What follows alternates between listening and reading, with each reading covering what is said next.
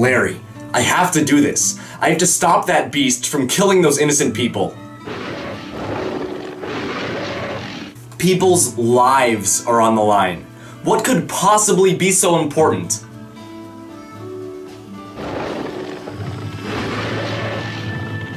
Oh yeah! Thanks, Larry!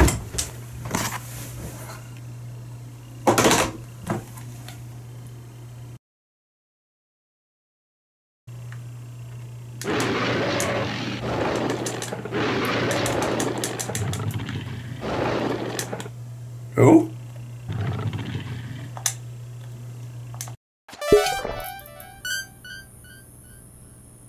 Monster Hunter is an exhilarating yet flawed franchise. There's debatably no bad entry in the series, but the franchise as a whole had many prevailing issues that stuck around for every entry.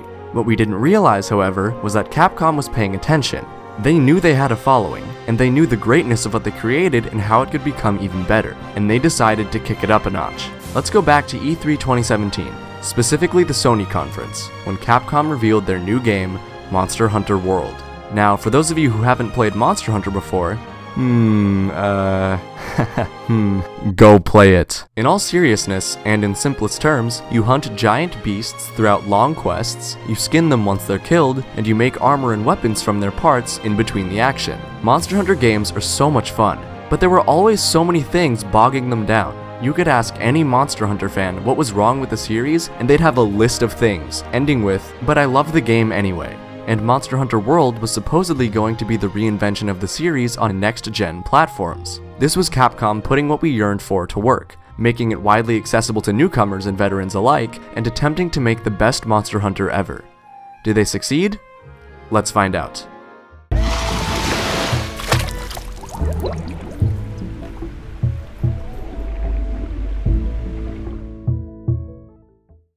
Those of you who've been with my channel for a while know that I love Monster Hunter, so I'll keep my history with the series brief. I've been playing since 3 Ultimate, and I've played every entry in the series since then. I've only played the localized versions of the games, and with every installment I've played, my skill has increased and my familiarity and fondness of the series has increased as well. So, if I know about any game out there, it would definitely be Monster Hunter. All this being said, Monster Hunter World is extraordinary. This is an outstanding game and is truly a breath of fresh air for the series. However, it is vastly different from its predecessors. It's like Capcom looked at all the old Monster Hunter games and said, "Hey, you like that? Yeah, screw that, check this out." It's so different, in fact, that for the first 2 or 3 hours of the game, I couldn't tell if it was like a real Monster Hunter game or not. Playing this for the first time, I felt like I was a plant in new soil. I knew the game was quality, hands down, but something felt off. However, after that period, I was all about this game.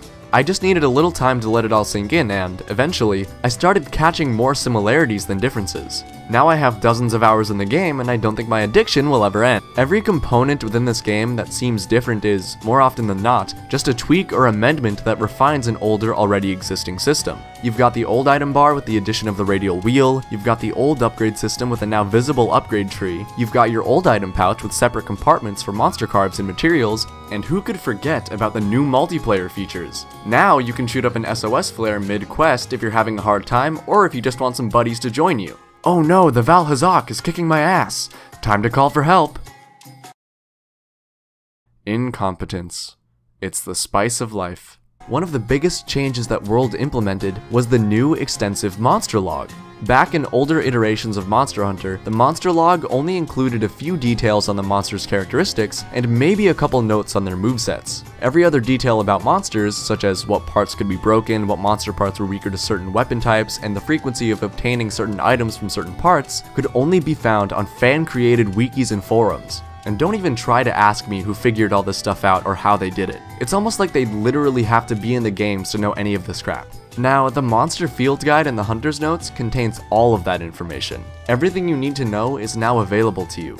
Alongside the old renewed aspects, there are a ton of new ones as well. Going off of the Monster Field Guide, you now have an entirely new way of discovering and researching monsters. You no longer just see a monster, fight it, and get your information. Now, you have to find monster tracks and other remains like eaten carcasses and smeared mucus or gunk to actually research monsters. The more data you collect, the more information is unlocked. To go even further, you don't only gather these monster remains for research purposes, you also study these remains to track monsters throughout the areas. The old system where you find the monster, throw a paintball at it, and then track it until the paintball wears off is gone. And let me tell you, I really don't miss that. If I had to lose another Rathian because I stopped paying attention and the paint wore off, I swore I was gonna kill something. Well, that got a little too real there. The more tracks and remains you find, the higher your research level for that monster goes, and the more easily you can track it.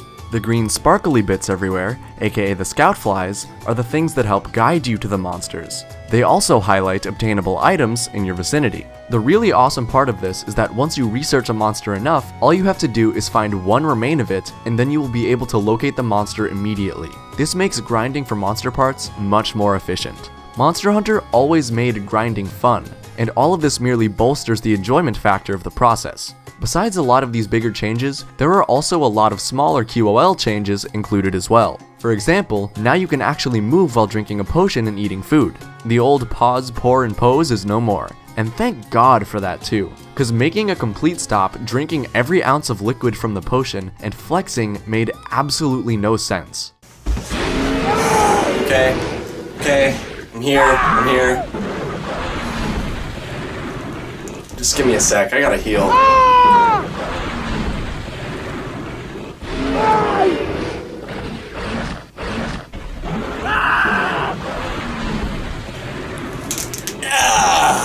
Alright, let's do this.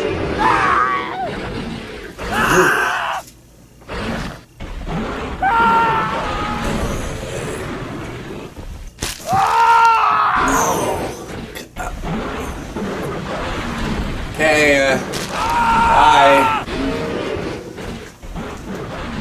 You also don't have to stop moving or even running to gather some items. While mounting a monster, you can move to and attack different parts of monsters' bodies, and you can pull off a stun combo at certain times while on monsters' backs. You can equip these things called mantles that give you extra abilities like invisibility or the ability to glide, and loading screens between areas are now non-existent. It's much more easy to get immersed into the game when there aren't loading screens every 2 seconds, and it makes every area much more cohesive and interesting to explore. And now that Expedition mode is returned, it's even more easy to just lose yourself in these expansive environments. Because why actually exist in the real world when video games? I mean, come on. I can fight giant beasts, eat delicious food, and make bank in the process. In hindsight, this has only made me realize that I will never be able to fulfill my monster hunting dreams, and it pains me to this very day. Monster Hunter VR? Nah. Being that I'm such a huge Monster Hunter fan, every time I played the games in the past, I always wished I had the opportunity to just walk around in the world and discover all of the secrets each area had to offer. In 3 Ultimate you could do that, but you could only explore in the deserted island. And while the quest timers in-game were always beefy enough that I could do that the majority of the time, World really lets me fulfill my dream. Expeditions allow you to have unlimited time, unlimited feints, and you can access all of your weapons, armor, and items from the base camp. The base camp, or should I say base camps, are one of the most important parts of Monster Hunter World. Now you can go into your quests completely unprepared and be a-okay. The reason behind this is that you can go into your tent and have access to all of your equipment and all of your items in your item box. And, of course, now you can eat in the actual quests. I think I speak for all hunters here when I say that the amount of times I've abandoned a quest because I've forgotten to eat is innumerable. So this was a huge addition for me.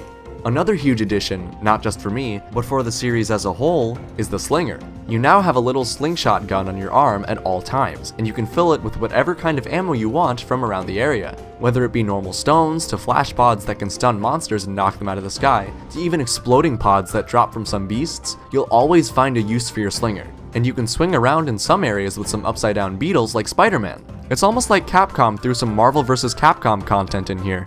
Now, let's get to the thing that makes Monster Hunter Monster Hunter, aka the things you fight during your quests and expeditions.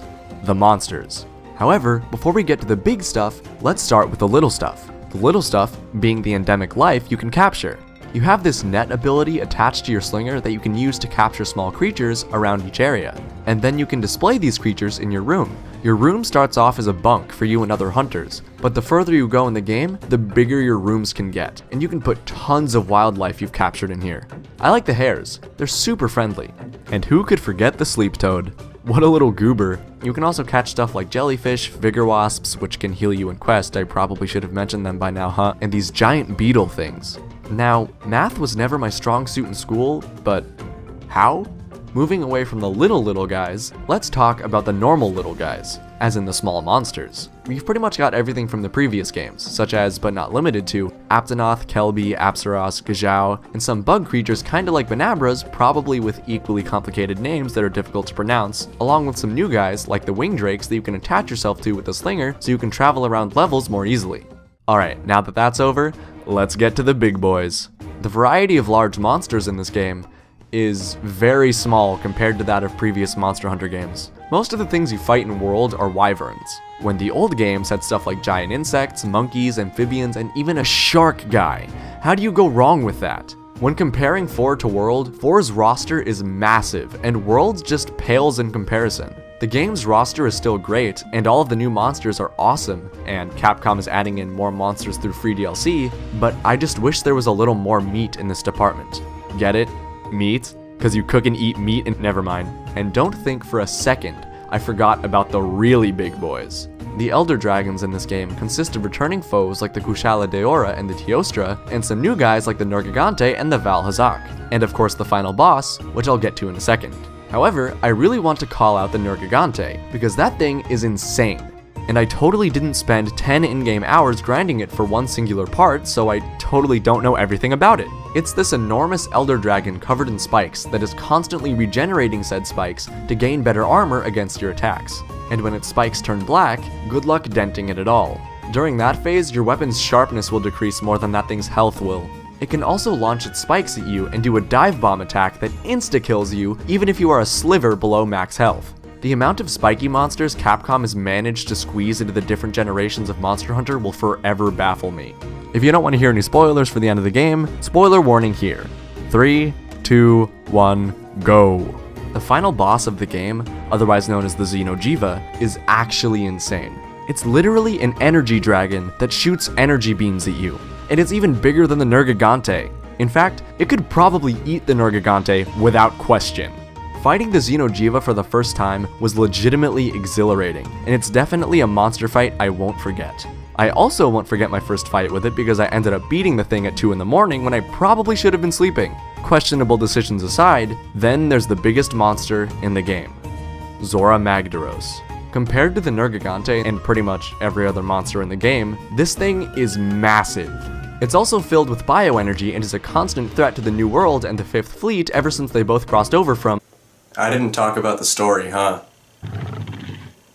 The whole reason your character partakes in anything that goes on in the game is because of the Titanic, no, not the boat, because of the Titanic Elder Dragon, Zora Magdaros. Your character is a member of the Fifth Fleet, the 5th expedition sent by the Hunters Guild to follow Zora Magdaros as it makes its way to a new continent referred to as the New World. I mean, like the previous expeditions, they also have the goal of investigating the New World in general, but how could they do that if the place is plowed over by a giant mountain dragon? Anyway, you start the game on a boat in transit to the New World, where you meet the other hunters in the 5th Fleet. And the Handler.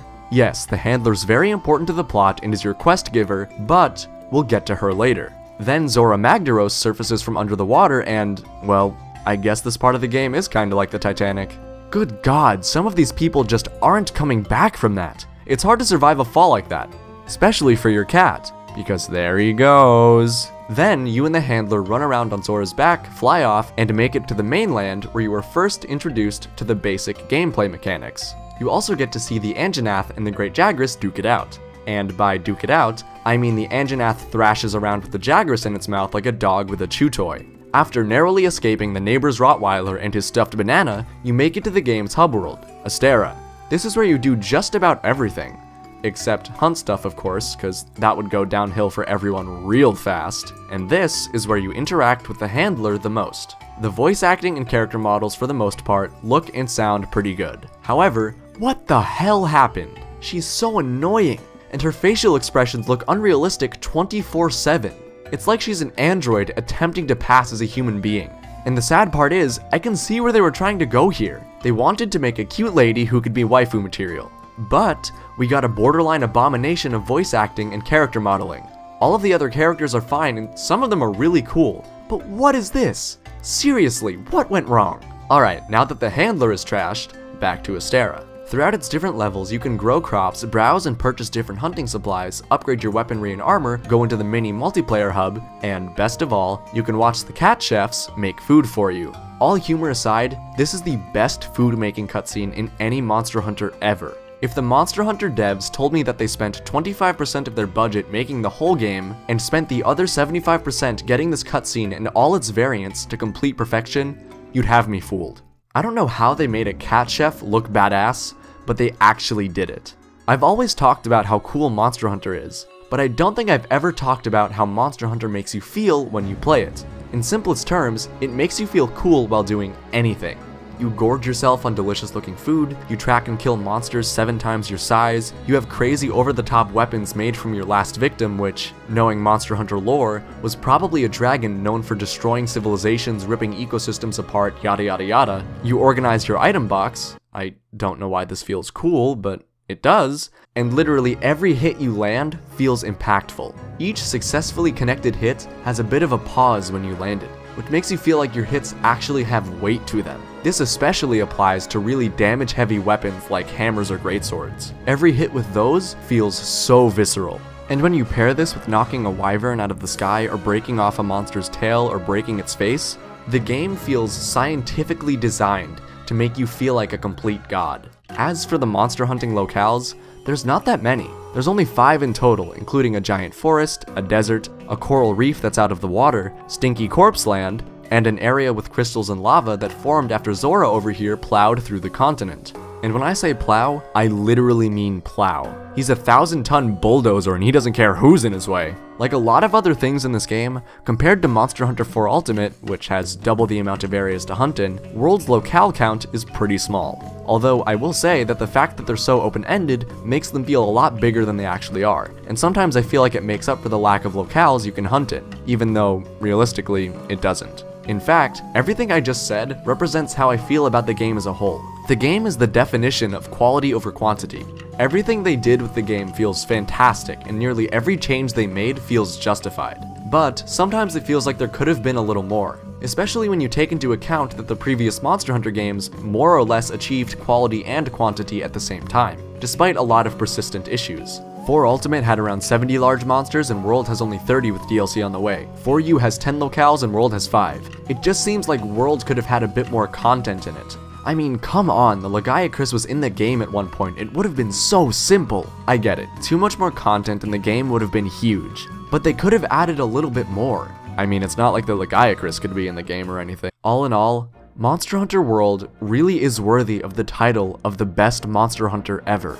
It looks great, it fixes a lot of the things that the franchise got wrong previously, it runs really well and is really well optimized, and most importantly, it's an evolution of the original Monster Hunter formula. In other words, it's very innovative and new, yet it's still undeniably Monster Hunter.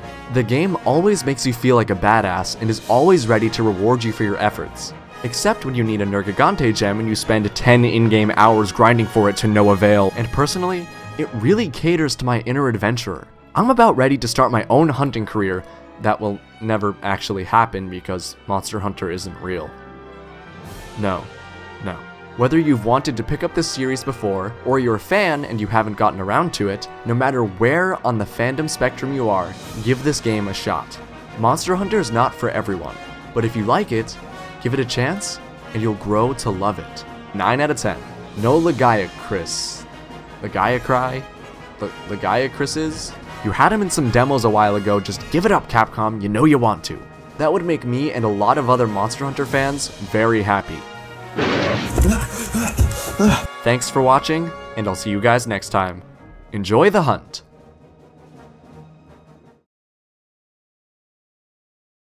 Will our hero ever complete the quest listed in the upper right-hand corner? Or will he not do it ever because there's 2 variant Splody boys that could easily kick his ass? Find out next time on Tomshark.